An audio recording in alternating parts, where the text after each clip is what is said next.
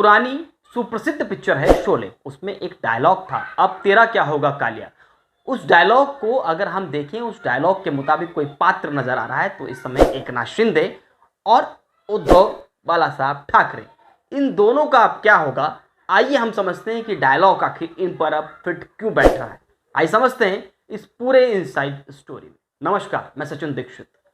बता दें कि शोले पिक्चर का वो डायलॉग जिसमें था कि अब तेरा क्या होगा कालिया, वो अब कहीं ना कहीं महाराष्ट्र की राजनीति में एकनाथ शिंदे और उद्धव बालासाहब ठाकरे पर फिट बैठता है। आखिर मैं ऐसा क्यों कह रहा हूं, आइए समझते हैं। जब एकनाथ शिंदे ने बगावत किया, बगावत करने के बाद भी जिस प्रकार से सरकार का निर्माण किया, तो उस समय अगर किसी सहानुभूति सबसे ज्यादा मिल रही थी तो मिल रही थी उद्धव बालासाहब ठाकरे को। लगातार एकनाथ शिंदे गलत पर गलत करते जा रहे थे और सहानुभूति का अंबार खड़ा होता जा रहा था उद्धव बालासाहब ठाकरे के साथ में। सहानुभूति की इमारत इतनी बड़ी हो गई थी कि महाराष्ट्र का सोशल मीडिया लगभग इसी से पटा पड़ा था। लगातार उद्धव बालासाहब ठाकरे को याद किया जा रहा था। ठाकरे बैंड को मिटाने, गिराने, खत्म करने की बात तेज हो रही थी। ऐसा कौन कर रहा है? ऐसा भारतीय जनता पार्टी कर रही है और लगातार सहानुभूति मिल रही थी। पक्ष और चिन्ह का ये सब लेने के बाद में तो सहानुभूति और मिलने लगी थी। लेकिन अब क्या हो गया? अब हो गया अजीत पवार ने एक और बगावती तेवर कर दिया। राष्ट्रवादी कांग्रेस पार्टी के साथ बगावत कर ली। अब उन्होंने एकनाथ शिंदे और देवेंद्र फडणवीस वाली सरकार में शामिल हो गए। वो सरकार में शामिल हो गए। इधर अब सहानुभूति बट गई। जहां उद्धव बालासाहब ठाकरे के साथ सहानुभूति बढ़ती जा रही थी, अब वो सहानुभूति बटकर शरद पवार के साथ आने लगी है। शरद पवार के साथ क्यों आने लगी है? क्योंकि 83 साल का व्यक्ति, बुजुर्ग व्यक्ति जब मैदान पर उतरेगा तो लोग सहानुभूति भी देंगे, उनके 83 वर्ष के नौजवान वाले तरीके को अपनाएंगे भी।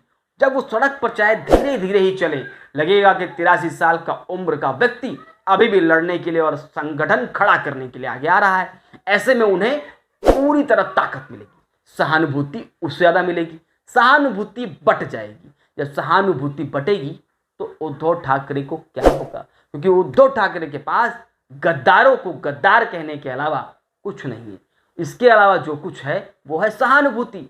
सहानुभूति बटेगी तो उद्धव ठाकरे का क्या होगा? इधर हम बात करें एकनाथ शिंदे की, तो एकनाथ शिंदे तो वैसे हो गए हैं ना घर के और ना घाट के, क्योंकि जिस घर में थे वहां से तो वो निकल गए। उन्होंने उस घर को ही अपना बना लिया। खैर, उस घर को अपना बनाने का मतलब शिवसेना नाम और चिन्ह अपने वश में कर लिया, अपने साथ कर लिया, नियमावली कर लिया, नियमावली तरीके से कर लिया।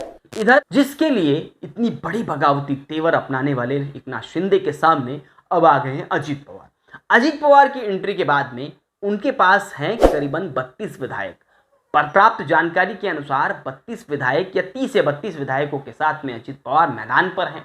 नई सरकार में शामिल हो गए, उप मुख्यमंत्री का आते ही पद ले लिया, साथ ही साथ 8 कैबिनेट में मंत्री बना लिए। उनके पास जो मंत्रिमंडल में शामिल होने वाले विधायक थे वो अब नाराजगी व्यक्त कर रहे हैं और एकनाथ शिंदे के सामने टेढ़ी नजरों से देख भी रहे हैं।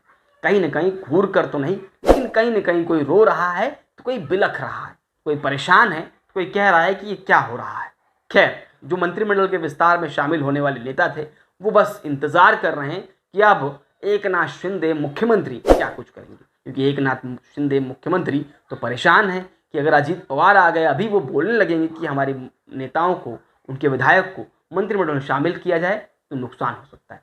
ऐसे में एकनाथ शिंदे को ये भी बताया और दिखाया जा रहा है, जो सूत्रों के हवाले से खबर है, कि अब अजीत पवार आ गए हैं, अगर आप अपात्र हुए तो मुख्यमंत्री देवेंद्र फडणवीस बन जाएंगे, उप मुख्यमंत्री अजीत पवार बन जाएंगे। यानी बहुमत का जो आंकड़ा है वो पूर्ण हो गया, उससे ज्यादा विधायक आ चुके हैं। यानी बहुमत में कोई समस्या नहीं होने वाली। अगर विधायकों में कोई भी डिस्क्वालीफाई होता है तब तक 6 महीने उनके, यानी 6 महीने काटने भर के लिए उनके पास पर्याप्त बंदूक में कारतूस इतनी है कि वो चलाते रहेंगे और सरकार आगे चलती रहेगी। ऐसे में एकनाथ शिंदे के सामने बहुत सारी समस्याएं सामने आ गई। एक, मुख्यमंत्री पद को बचाए रखना। नंबर 2, जिस प्रकार से उनका वर्चस्व था, जिस तरह से उनकी बार्गेनिंग पावर थी, वो धीरे धीरे कम हो जाएगी। इससे आने वाले समय में चुनावी जब माहौल आएगा, जब चुनाव मैदान में उतरना होगा, उस समय अजीत पवार को अगर वरीयता मिलेगी तो एकनाथ शिंदे क्या करेंगे? टिकटों के और सीटों के बंटवारे में उस समय अजीत पवार अगर आ गए, चूंकि अजीत पवार आ चुके हैं तो सीटों के बंटवारे में भी समस्या हो सकती है। अब देखना यह होगा कि इन सब के बीच में कि अब तेरा क्या होगा कालिया वाले डायलॉग पर एकनाथ शिंदे और उद्धव ठाकरे क्या कुछ करते हैं।